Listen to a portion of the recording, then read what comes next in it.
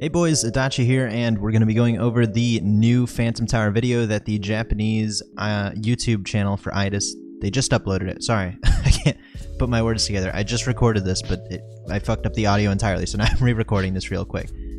So just to go over it real quick, Phantom Tower is basically content that's going to be very similar to something like E7's Abyss Tower, and a lot of other games have towers as well, but you climb the tower for set rewards, and some of them reset monthly or weekly or whatever. Some of them don't reset at all, but we're going to go over some of the information that I was able to shoddily translate real quick for the video, so let's go ahead and get into it.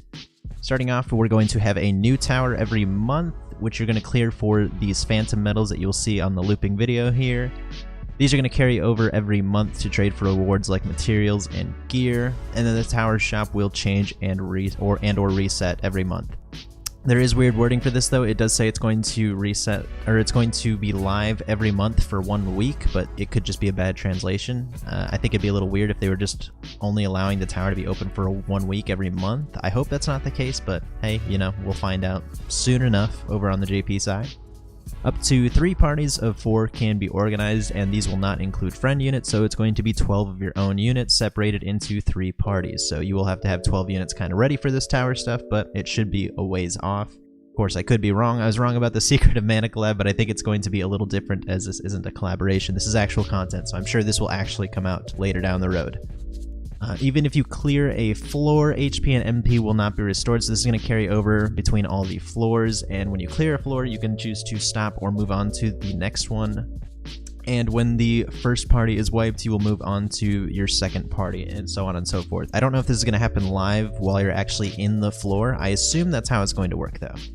And it looks like when all of the teams are wiped, you will just get kicked out of that floor and you will start back at your first team, but everybody's HP is going to be at 1. So at least it's not too punishing if you end up failing a stage.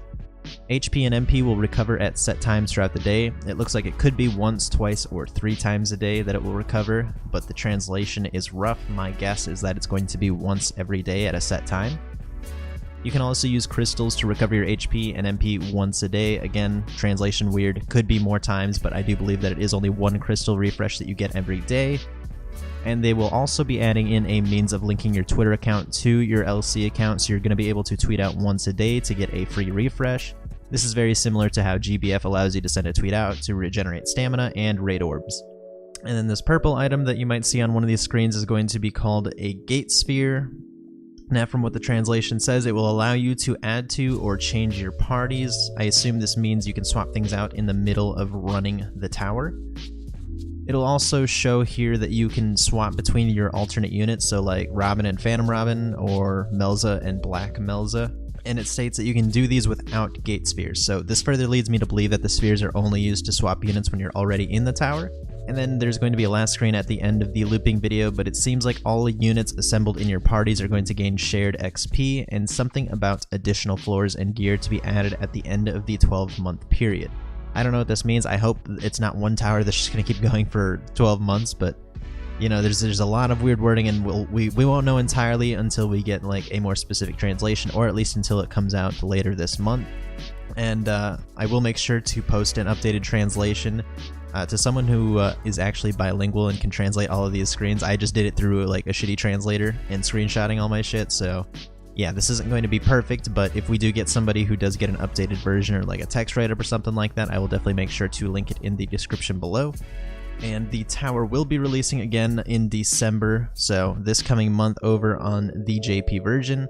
So it's still a ways off for global, but it's definitely cool to see that they're going to be continuing to add in varied content like this as the game continues to grow and go forward. We've known about the tower for a while now, but now at least we have more information about it, and hopefully it will be a nice, cool piece of content to see when it comes over to the JP side. We'll definitely be analyzing it once it drops over on the JP end. And if more insane news like this does ever happen in the JP side, you know, we get any kind of cool videos or any like big information that I think y'all should know, I will definitely make sure to put up an update video for it. I will also leave this video in the description below if you want to check out the video for yourself. It's a neat little watch, and that about wraps it up. I appreciate you guys for watching, and I will see you in the next one.